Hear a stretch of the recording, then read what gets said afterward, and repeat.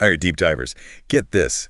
Did some CEO just low-key jailbreak AI by just analyzing a debate? Oh, really? Yeah, we're diving into this LinkedIn article today. And let me tell you, it's got me wondering if we're all just a few keystrokes away from full-on matrix glitches over here. Yeah, I mean, it's definitely an interesting premise. I think this article really highlights where technology and politics kind of collide, maybe even a little bit of digital detective work. Seriously. Okay, so the article dropped on September 11th, and our author, his name is Willy Seyama, and get this, he's the CEO of a marketing company. Interesting. I know, right? Was he just bored at work one day? Yeah. So anyway, he claims he might have tricked this AI, it's called Perplexity AI, into revealing some insider info about that Harris-Trump debate that happened. Oh, okay. That's a bold claim for sure. And the fact that he comes from, more of a business world rather than a strictly tech background, it adds a really interesting layer to this whole thing, don't you think? Totally. Yeah. What was he even doing messing around with this AI in the first place, right?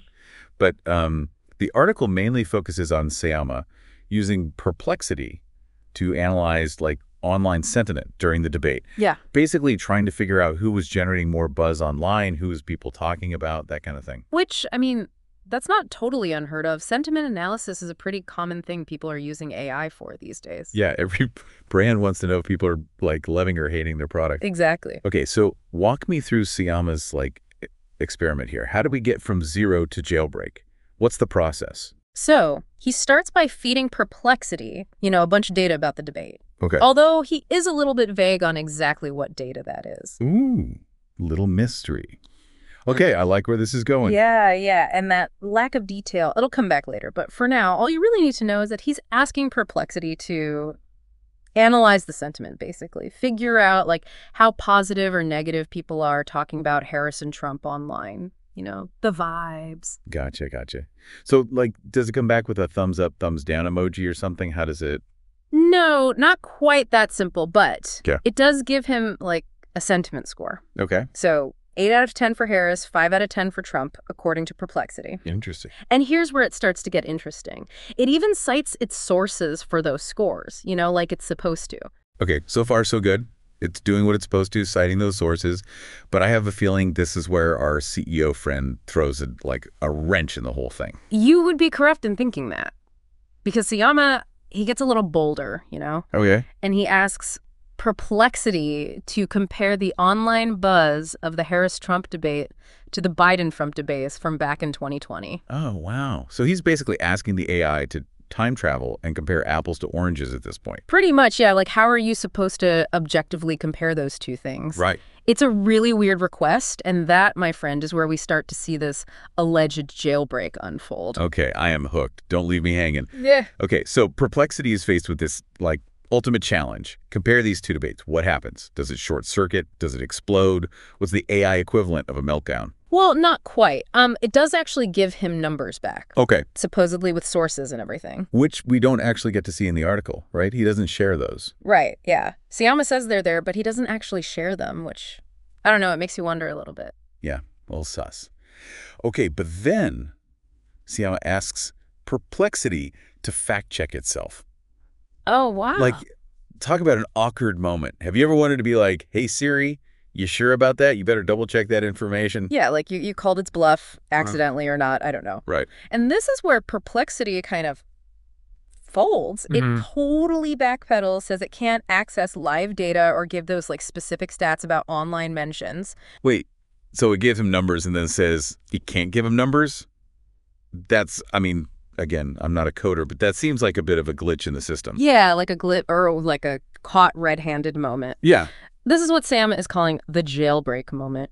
He even includes a screenshot, actually, of Perplexity's response, which we'll link in the show notes for you. But essentially it says, sorry for any inaccuracies, but as an AI, I don't have access to real-time data. All that. To do here. Yeah. Classic. Okay, but hold on. Before we get too carried away with this whole jailbreak idea, Yeah. we do have to apply, a little bit of skepticism here. Sure. Because Seyama then goes on to speculate that maybe Perplexity is pulling data from somewhere it shouldn't be, Twitter's backend or something. Yeah. Where else would it be getting this up-to-the-minute info on who's talking about what, Right. So his theory is that this fact check prompt somehow like tripped Perplexity up and made it reveal this secret access. Right, like it accidentally let slip that it has this, like, backdoor pass to all this juicy data. Which would be huge. Right. It's true. It would be. And while we can't really disprove it, Yeah. is that the only possible explanation? Well, Not necessary. Okay, so maybe Jailbreak is, throwing it around a little too easily, but there's something weird going on here for sure. Like, what else could explain this whole 180 that Perplexity pulls? Right, like it got caught doing something it wasn't supposed to. Exactly.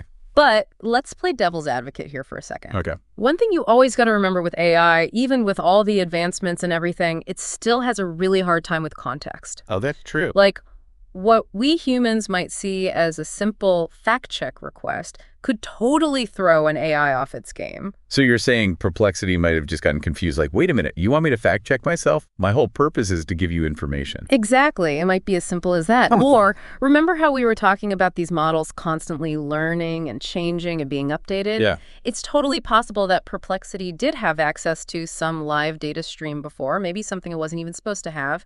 And then, they changed the rules, they updated the model. But AI isn't perfect, so it might not have updated its response to match those changes yet. So it's like the AI version of, oh, I used to be able to cut through this field to get home, but then they put up a fence, and I haven't quite figured out the new route. Precisely. And look, we can't forget, we're taking Seyama's word for all of this, right?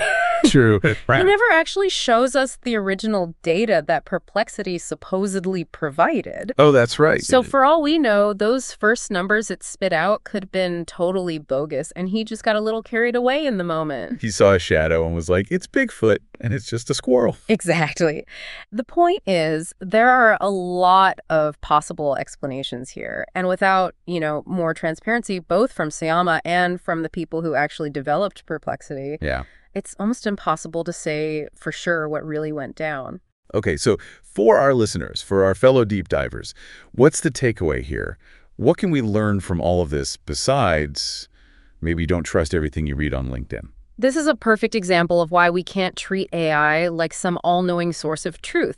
It's a tool, and like any tool, it's got its limitations. For sure. It's up to us, the humans using these tools, to think critically about the information it gives us, to question its sources, and to remember that sometimes the most, wild out there explanation, it isn't always the right one. It's like that old saying, don't believe everything you read on the internet. Except now it's like, don't believe everything an AI tells you, too. Mm-hmm. Exactly. Right. And it really makes you wonder, what else is going on behind the scenes with these AI systems that we don't know about? What happens when it's not just a CEO with some basic prompts, What happens when somebody with real technical chops starts digging around in there? Ooh, that's a thought.